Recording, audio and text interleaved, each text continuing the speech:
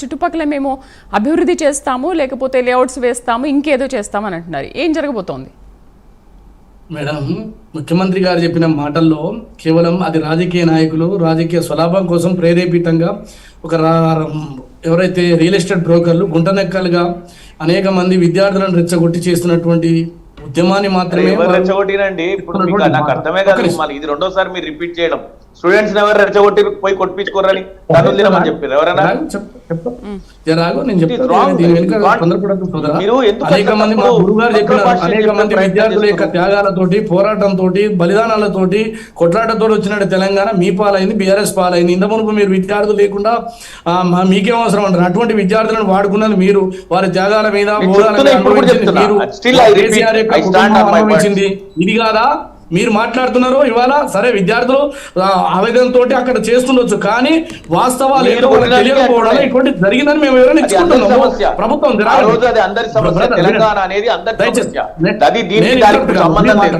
మీరు ఇట్లా మాట్లాడకూడదు. మీరు ఎందుకంటే పెద్దలు, విజ్ఞులు, కొంచెం అనుభవం ఉన్నటువంటి వాళ్ళు జరగండి. నేను ఎందుకు చెప్తున్నానంటే, ఇందులో సెంట్రల్ యూనివర్సిటీకి సంబంధించినటువంటి భూమి విషయంలో మాకు ఎటువంటి భేషజాలు కానీ కక్ష సాధింపు చర్యలు లేవు. ఎందుకంటే విద్యార్థులు అనేక మంది రేవంత్ రెడ్డి గారిని అభిమానించి ఈ రాష్ట్రంలో కాంగ్రెస్ పార్టీ అధికారంలోకి రావడానికి వారు ఒక భాగం. ఈ రాష్ట్రంలో కేసీఆర్ అనేక మందికి హామీలు ఇచ్చి మోసం చేశారు కాబట్టి మమ్మల్ని ఎన్నుకోవడం జరిగింది.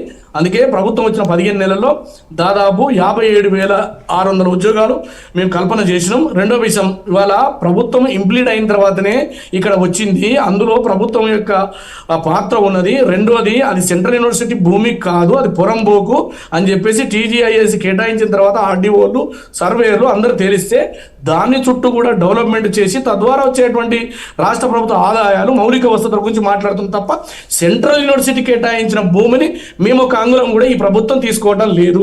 ఇది ఏ చర్చకైనా సిద్ధమో. ఇప్పుడు కోర్టు ఇచ్చిన నోటీసుల్లో ఏముంది, మీరేం చేయబోతున్నారు? మీరు చెప్పండి. ఓకే, మేమేం దాన్ని అన్యాక్రాంతం చేయట్లేదు, మేమేం వాడుకోవట్లేదు. సుప్రీం కోర్టులో వాళ్ళు స్పెషల్ లీవ్ పిటిషన్ వేసిన తర్వాత డిస్మిస్ అయితే రాష్ట్ర ప్రభుత్వం విజయం సాధించిన తర్వాత దాని రక్షణ కొరకు చర్యలు తీసుకోండి, దాన్ని ప్రభుత్వం స్వాధీనం చేసుకోండి చెప్పింది సుప్రీంకోర్టు డైరెక్షన్ లో. కాబట్టే మా ముఖ్యమంత్రి గారు ఇవాళ పర్యావరణానికి సంబంధించినటువంటి మీరు ఏదైతే అంశాలు లేవనెత్తుందో వాటికి భంగం కలగకుండా, చెరువులను ఆక్రమించకుండా అన్ని కార్యక్రమాలు తీసుకోవడంతో పాటు హైడ్రా అనేటువంటిది ఒకటి వచ్చింది కదా.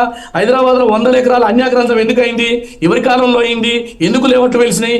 అసైడ్ భూములను ఎక్కడ పోయినాయి? నాడు ఇంద్రమ్మ కాలంలో 25 లక్షల ఎకరాల భూములు ఈ రాష్ట్రంలో ఉండబడే బీసీ, ఎస్సీ, ఎస్టీల కోసం భూములు ఇస్తే ఇవాళ అవి దాదాపుగా 2 లక్షలకు కుదించబడ్డాయి. ఎటువైనాయి ఆ భూములన్నీ? ఎవరేం చేసిండ్రు ధరణి పేరుతోటి అనేటువంటి చర్చకు పోతే ఇవాళ బహిరంగమైనటువంటి శిక్ష బీఆర్ఎస్ పడబోతా ఉంది.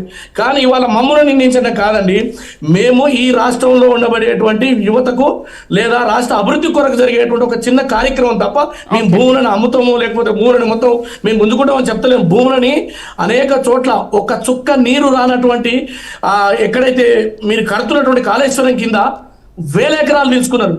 మీరు తీసుకున్నట్టు పాలమూరు, రంగారెడ్డి తీసుకున్నారు. అదే విధంగా మా చెర్లగూడెం రిజర్వాయర్లలో మీరు ఒక చుక్క భూమికి ఎకరాకు సాగు ఇవ్వకపోగా దాదాపు 1100 ఎకరాలు తీసుకున్నారు. వాళ్ళు చేసి ఇవాళ మా మీద ఇటు గురిగింద నీతులు చెప్పడం ఎంతవరకు కరెక్ట్? కాబట్టి ప్రభుత్వం 100% విద్యార్థుల పక్షపాతిగా ఉన్నది. రేవంత్ రెడ్డి గారు పారదర్శకంగా ఇందులో చీకట్లో వేరే వాళ్ళ కోరుకో కేటాయించి తద్వారా చేయడం బిల్లిదామని చెప్పేసి ఐఎంజీ సంస్థను అడ్డం పెట్టుకొని 14 సంవత్సరాలు తన చేతిలో ఉంటే ఎందుకు కొట్లాడరే? మరి మీ అసమర్థత కాదా? మరి ప్రభుత్వం ఇంప్లీడ్ అయింది, అందులో హెచ్సియు ఇంప్లీడ్ అయిందా? హెచ్సియు ఏమైనా ఎంఓయూ చేసిందా? కాదు కదా. హెచ్సియు భూములు కావండి, అవి 100% తెలంగాణ ప్రభుత్వ ఆధీనంలో ఉండేటువంటి ఉమ్మడి రాష్ట్రం నుంచి తెలంగాణ రాష్ట్రానికి సంక్రమించిన హక్కులు తెలంగాణ ప్రభుత్వానికి వచ్చినాయి. సరే, మీరు అన్నట్టుగా గత ప్రభుత్వం కూడా ఇంప్లీడ్ అయి ఉండవచ్చు. కైలాష్ గారు, ఇప్పుడు అంతకుముందు 2016లో రోహిత్ అనే విద్యార్థి ఆత్మహత్య చేసుకున్న టైంలో రాహుల్ గాంధీ కూడా అక్కడికి వచ్చారు, మాట్లాడారు, అసలు ఇలా జరగకూడదని చెప్పారు. బట్ మీ ప్రభుత్వమే చెప్పి, మీ ప్రభుత్వమే అలా చేసి మళ్ళీ మీ ప్రభుత్వమే దాన్ని లాక్కుంటున్నప్పుడు ఎందుకు రాహుల్ గాంధీ మౌనంగా ఉంటున్నారు అన్న ఆవేదన కూడా అటు ప్రతిపక్షాలు, ఇటు స్టూడెంట్స్ కూడా మాట్లాడుతున్నాయి. ఒకసారి రాహుల్ గాంధీ ఏమన్నారో మనం చూద్దాం, మళ్ళీ ఒకసారి చూద్దాం.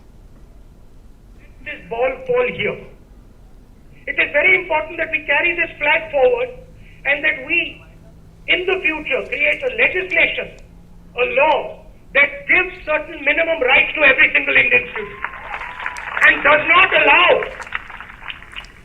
maintains the autonomy of the institution, does not allow the central government to impose on this institution so that we have to face this young boy suicide, and gives Indian students minimum rights with regards to the freedom of ideas and the expression of those ideas, regardless of who they are, what caste they are, where they come from, what religion they come from. I've come here not as a politician. I've come here as a young person who feels what you are going through. I do not.